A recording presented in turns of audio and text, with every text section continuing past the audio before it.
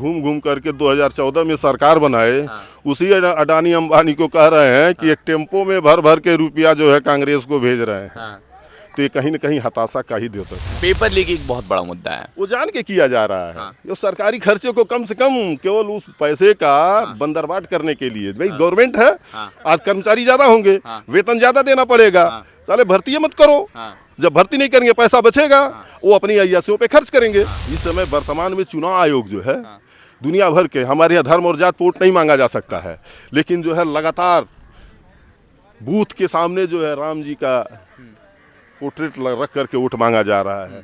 कहीं कहीं कुछ समाज के दबे पिछड़े अल्पसंख्यक हैं, जा रहे हैं वोट देने, उनको जो है लाठी डंडों से मार मार के भगा दिया जा रहा है, वोट नहीं डालने दिया जा रहा है। अब इससे बड़ा हत्या क्या होगा? एक बात चलती है शिक्षा, सुरक्षा, चिकित्सा और स्वास्थ्य, क्या है इसकी स्थिति? आम जनता को इन्हीं 4 चीज़ों की आवश्यकता ही है। ये राशन वोशन की आवश्यकता नहीं है। ये बताइए, पूरी दुनिया में ये ऐसा विकास इन्होंने किया है, इस देश की आधी से ज़्यादा आबादी को जो है राशनों पे आश्रित कर दिया। मतलब विपक्षी कई लोग कह रहे हैं कि वेंटिलेटर है ये लोगों के लिए, आश्रित कर रहे हैं लोगों को। क्या इसमें कितनी सच्चाई है, क्या लग रहा है? एकदम कई हजार % की सच्चाई है। हैं, हम कोई भी एक सम्मानित व्यक्ति, सम्मानित देश का नागरिक ये नहीं चाहता है कि हम लाइन लगा के 5 किलो राशन लाएं।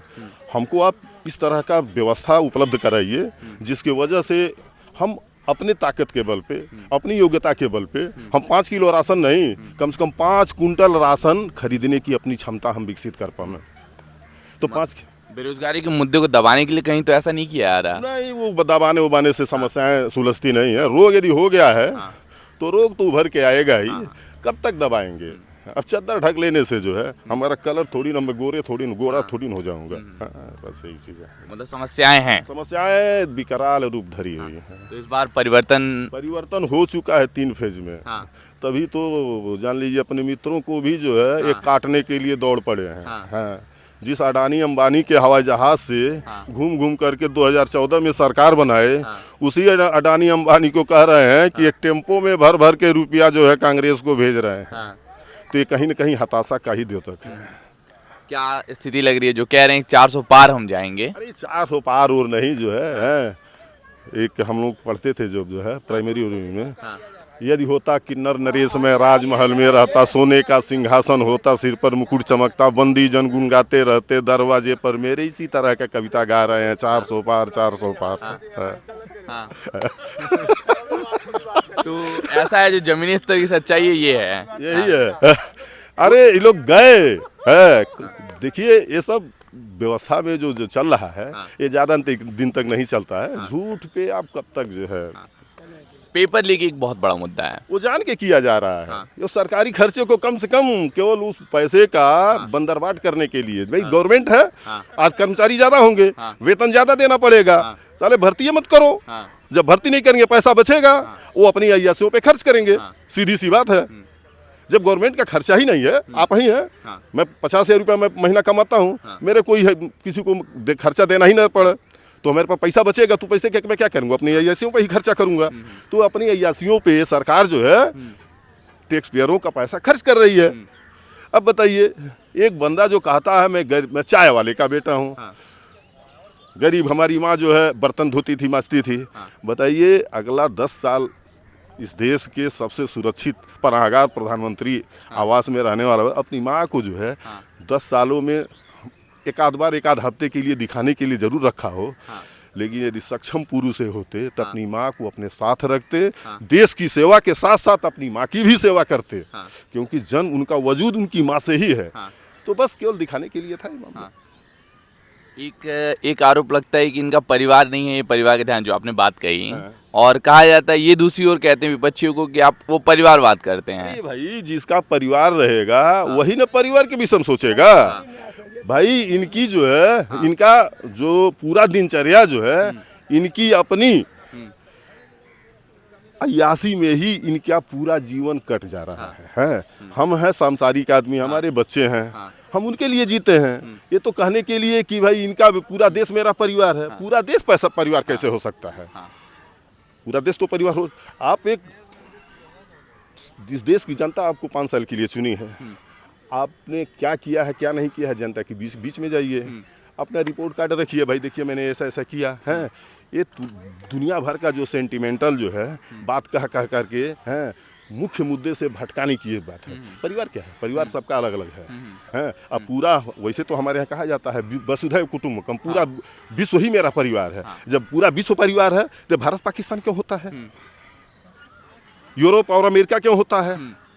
तो ये सब जो है ये फालतू की बातें हैं। इन फालतू के बातों से जो है देश दुनिया समाज से कोई मतलब नहीं है। हाँ।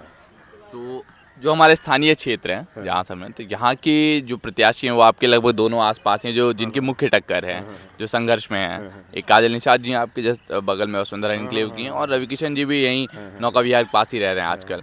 तो क्या इम्पोर्टेड आदमी हाँ, है। क्या लग रहा है, क्या संघर्ष की स्थिति क्या लग रही है? संघर्ष क्या है? देश जो है बदलाव के लिए तैयार हो चुका है। और उसके लिए ये मुद्दा नहीं है कि प्रत्याशी कौन है। भाई बदलाव जब होगा कि जो आप सत्ता में हैं, आपके लोग जो यहाँ पे स्थानीय स्तर पे हैं उनको हटाना है, तो उनको हटाना है तो उनके सापेक्ष जो भी आएगा उनको लाना है। ये नहीं देखना है कि वो अगला कैसा है।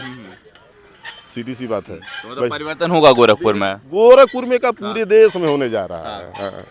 तो ये जो जितना ये है, जितना प्रचार चल रहा है, प्रसार चल रहा है, ये सारा बस दिखाने के लिए 400 पार हम लोग करेंगे? 400 पार 800 पार भाई जो उनके मुंह में आए, जो चाहे वो कह दें, वो कह देंगे 1200 पार, तो मान लिया जाए। एक बड़ी शिकायत लोगों के बीच हमने देखी कि जो हमारे सांसद हैं, इस बार भी प्रत्याशी बनाए गए हैं भाजपा के, वो क्षेत्र में नहीं जाते हैं। और इसके विपरीत में भाजपा कहती है कि जो सबसे ज्यादा क्षेत्र में रहने वाले सांसद हैं वो रवि किशन है। कारण है उनके मेरिट पे तो चुनाव जीते नहीं हैं। जीते तो हैं, एक देश और समाज में एक माहौल उत्पन्न हुआ कि हमको बेहतर जीवन मिलेगा, बेहतर शिक्षा मिलेगा, बेहतर रोजगार मिलेगा, जो इसी मीडिया के माध्यम से पूरे देश को बताया गया। तो देश उनके झांसे में आ गया। कहे थे 2 करोड़ रोजगार देंगे, 10 साल हुआ, 10 में 20 करोड़ रोजगार होना चाहिए। 20 करोड़ रोजगार देने के बजाय हम जानते हैं इन 10 सालों में 7 साढ़े 7 लाख। उसके बाद कोरोना और जीएसटी फीएसटी की वजह से कम 15-20 करोड़ लोग वैसे बाहर हो गए, मेन स्ट्रीम से बाहर हो गए। तो देखा जाए तो रोजगार के नाम पर भेल ही दिया है इन लोगों ने, कुछ नहीं मिला है। जो कहा जा रहा है कि कारोबार, उद्योग धंधे की जो स्थिति है वो नीचे जाती जा रही है, क्या है? और कह रहे हैं उसी में सरकार दावे करती है कि अर्थव्यवस्था पे हम लोग 5वें नंबर पे आ गए। 5वें 8वें नंबर की नहीं है। आपसे कर्जा ले करके मैं गाड़ी खरीद लूं तो हमारा विकास कहेंगे। वर्ल्ड बैंक से 1,55,000 करोड़ का इन्होंने मतलब लोन लेकर के दुनिया भर का हाईवे बनवा कर उसमें से कमीशन खा के बैठ गए हैं। आज वो चले जाएंगे सरकार से तो पूरा देश उसको भरेगा ना? नहीं भरेगा तो देश डिफॉल्टर होगा। तो डिफॉल्टर होगा तो साख किसकी गिरेगी? ये पूरे देश की साख गिरेगी। एक बड़ा आरोप लगता है हमेशा कि लोकतंत्र की हत्या हो रही है, क्या कितनी सच्चाई है? हो चुकी है।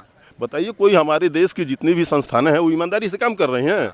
इस समय वर्तमान में चुनाव आयोग जो है दुनिया भर के, हमारे यहाँ धर्म और जात वोट नहीं मांगा जा सकता है, लेकिन जो है लगातार बूथ के सामने जो है राम जी का पोर्ट्रेट रख करके वोट मांगा जा रहा है।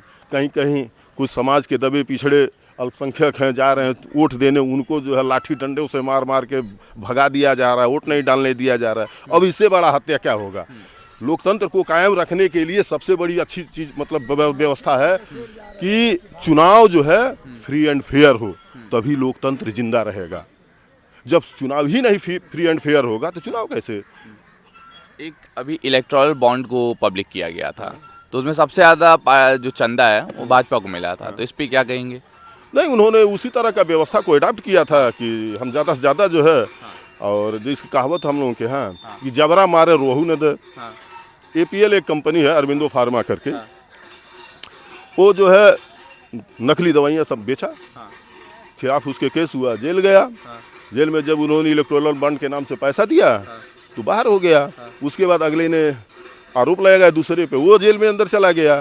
तो ये तो एक सुनियोजित लूट जो है का ये तरीका अख्तियार किया गया। देश के लोगों को मालूम होना चाहिए कि जो भी राजनीतिक दल है इनके पास जो पैसा आ रहा है कहाँ से आ रहा है, और चूंकि बिना पैसे से चुनाव लड़ा नहीं जा सकता है, तो ये सबको मालूम होना चाहिए। अब सब हर पार्टी को एकदम ट्रांसपेरेंसी कि जो कौन किसको कितना दे रहा है, दे लेकर के एकदम बता देना चाहिए हमने इनसे पैसा लिया, इनसे पैसा लिया। उससे क्या होगा कि कम से कम इस देश की जनता मालूम रहेगा कि हमारे देश के जो पॉलिटिकल पार्टियां हैं, कहीं ऐसा तो नहीं है देश विरोधी लोगों से, जो इस देश को तोड़ने वाले लोगों से तो पैसा नहीं ले रही हैं। और जो पब्लिक किया गया वो सही किया गया। बहुत सही किया गया। सुप्रीम कोर्ट का ये जो व्यवस्था जो है स्वागत करने योग्य है। अभी हाल ही में संदेशखाली घटना हुई थी पश्चिम बंगाल में, वो तो तो पूरे बिहार- देश में वो हुआ, विरोध हुआ, हर जगह भाजपा ने किया, इसके कई सहयोगी संगठनों ने किया। फिर अभी एक हाल ही में एक प्रज्वल रेवन्ना का केस आया, तो उस पर क्या कहेंगे? प्रज्वल रेवन्ना तो माननीय हमारे मोदी जी के जो है हाँ। उनका शिष्य है। हाँ। और उसके कंधे पे हाथ रख करके जो है उसी कर्नाटक में उसी प्रज्वल रेवन्ना के पक्ष में उन्होंने वोट मांगा है।